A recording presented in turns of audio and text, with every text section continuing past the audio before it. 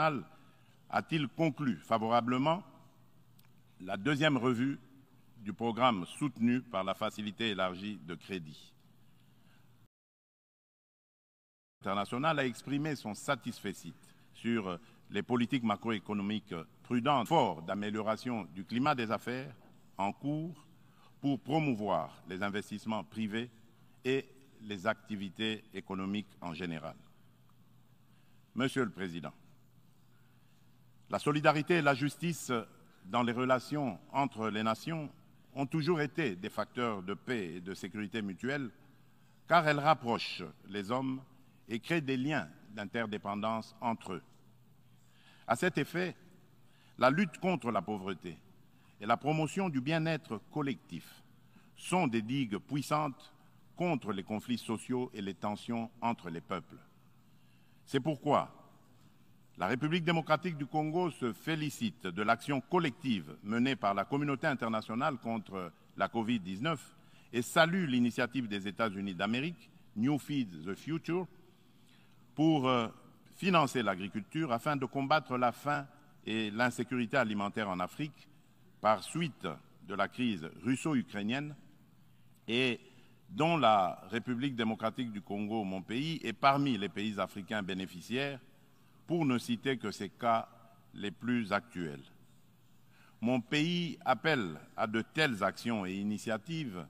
et non seulement contribue à résoudre les problèmes de survie au quotidien et à créer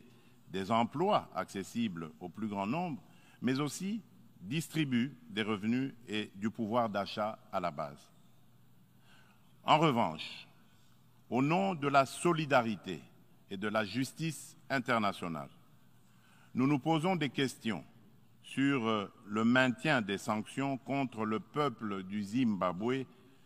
des sanctions qui, de plus, datent de l'époque du défunt président Robert Mugabe.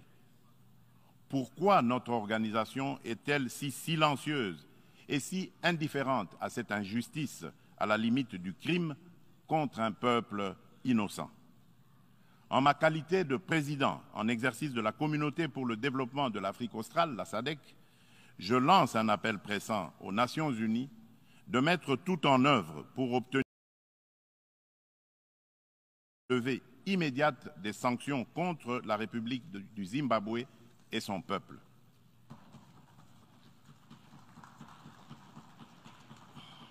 Monsieur le Président, dans ce monde multipolaire, aucun pays, aussi puissant et riche soit-il, ne peut prétendre affronter seul les défis que je viens d'exposer ci-dessus et encore moins les relever dans l'intérêt de tous. L'importance des enjeux, la complexité des problèmes à résoudre et l'ampleur de la tâche exigent une approche multilatérale équitable qui intègre les intérêts d'un chacun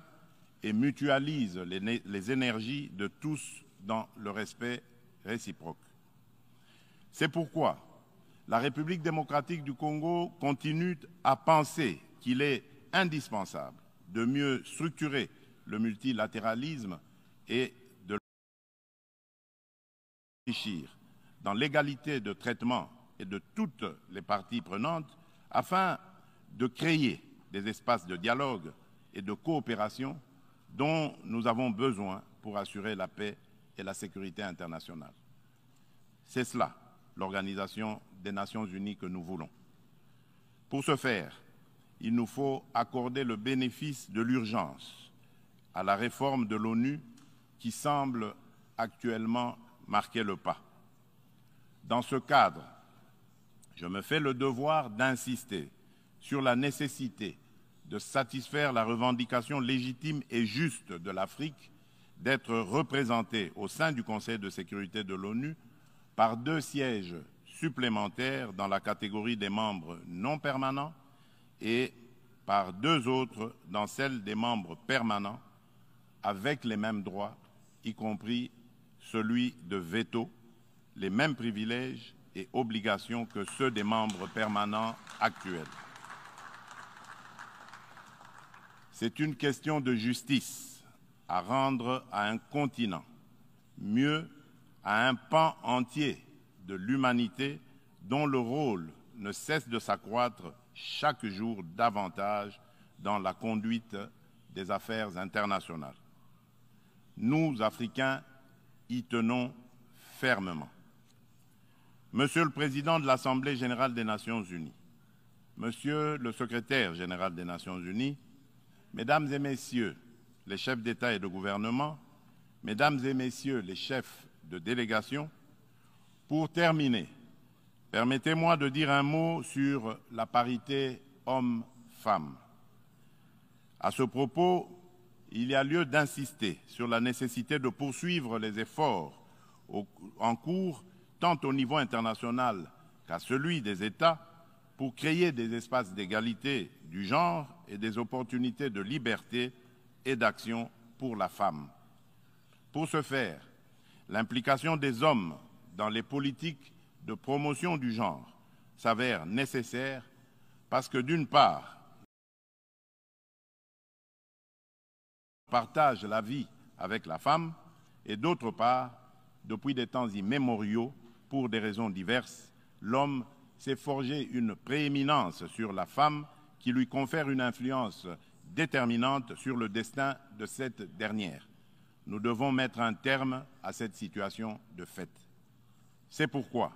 lors de mon mandat à la tête de l'Union africaine, j'ai initié une rencontre des chefs d'État et de gouvernement de l'organisation continentale sous le thème de Conférence des hommes sur la masculinité positive.